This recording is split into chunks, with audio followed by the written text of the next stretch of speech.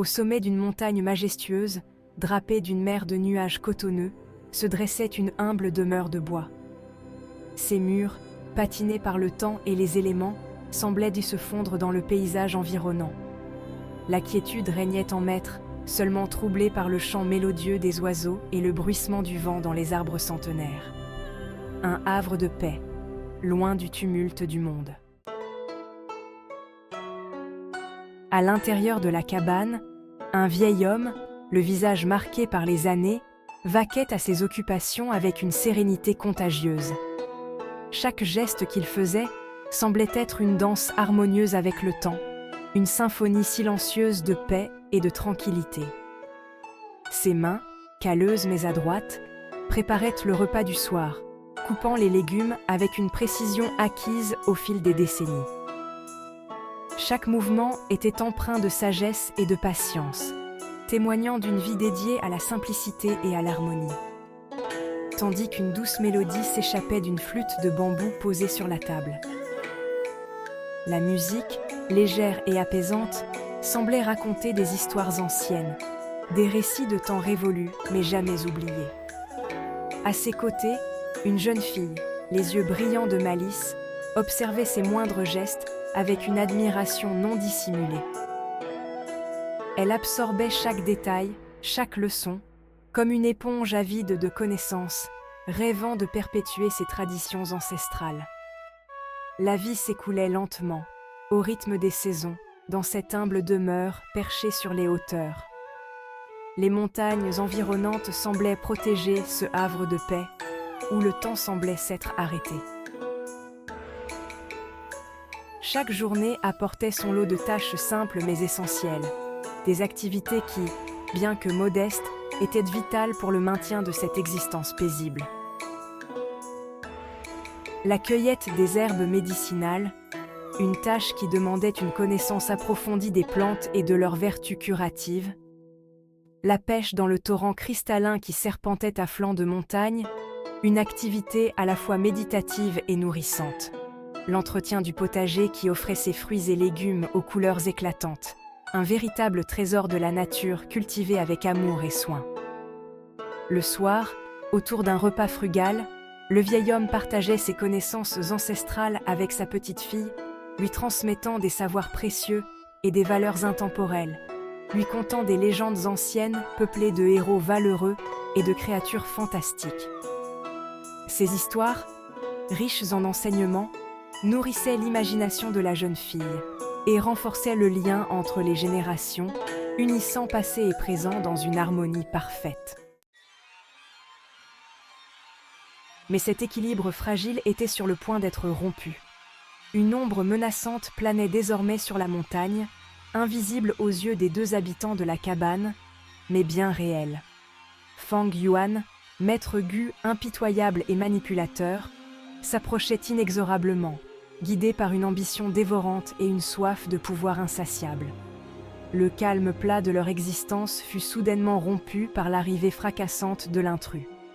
Fang Yuan fit irruption dans leur refuge, sa présence imposante et glaciale contaminant l'atmosphère autrefois paisible de la cabane.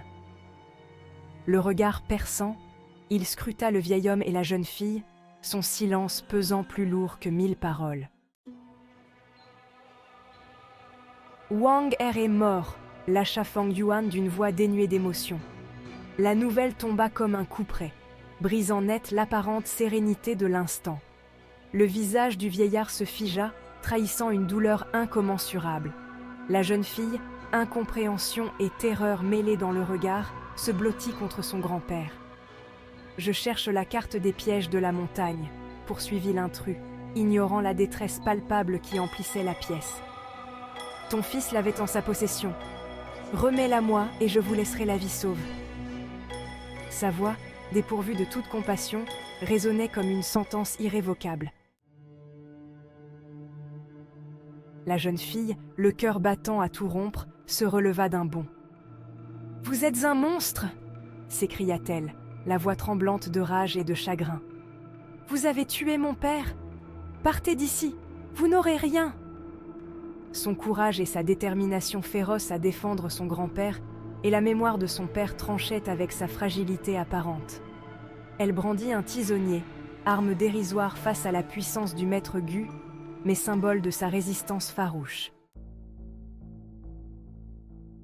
« Assez, Xiaomei !» intervint le vieil homme d'une voix lasse.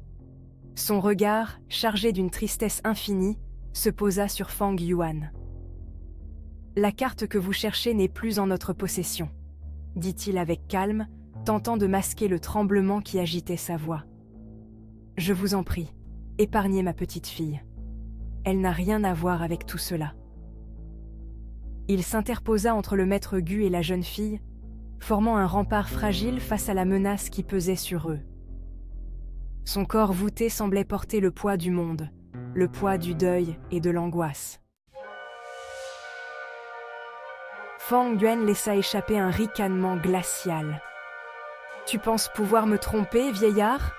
siffla-t-il, les yeux brillants d'une lueur menaçante.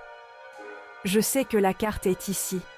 Si tu refuses de coopérer, je devrais employer des méthodes plus persuasives. » Le maître Gu fit un pas en avant, l'aura menaçante qui émanait de lui glaçant l'atmosphère. Le vieillard, piégé entre son désir de protéger sa petite fille et la menace imminente, se sentait pris au piège. Il jeta un regard désespéré à la jeune fille, son cœur se serrant à la vue de la terreur qui se lisait dans ses yeux. L'esprit du vieil homme se replongea dans le passé, ses pensées vagabondant à travers les années. Il se souvenait de son fils, Wang Er, un jeune homme plein de vie et d'ambition, parti explorer les montagnes environnantes à la recherche de trésors cachés. Wang Er avait toujours eu un esprit aventureux, toujours à la recherche de quelque chose de plus grand, de plus significatif. Il se rappelait la fierté dans ses yeux lorsqu'il lui avait confié, juste avant de partir, un rouleau de parchemin jauni par le temps.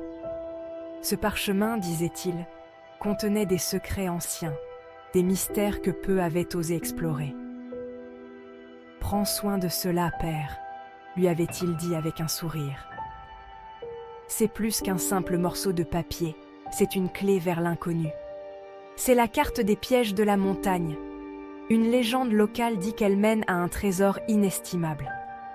Les détails sur le parchemin étaient complexes, chaque ligne et courbe racontant une histoire de danger et de promesses.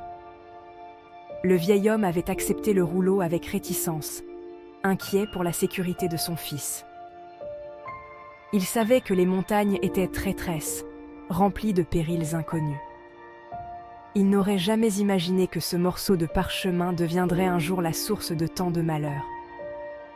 Les souvenirs de ce jour le hantaient, chaque détail gravé dans sa mémoire comme une cicatrice indélébile.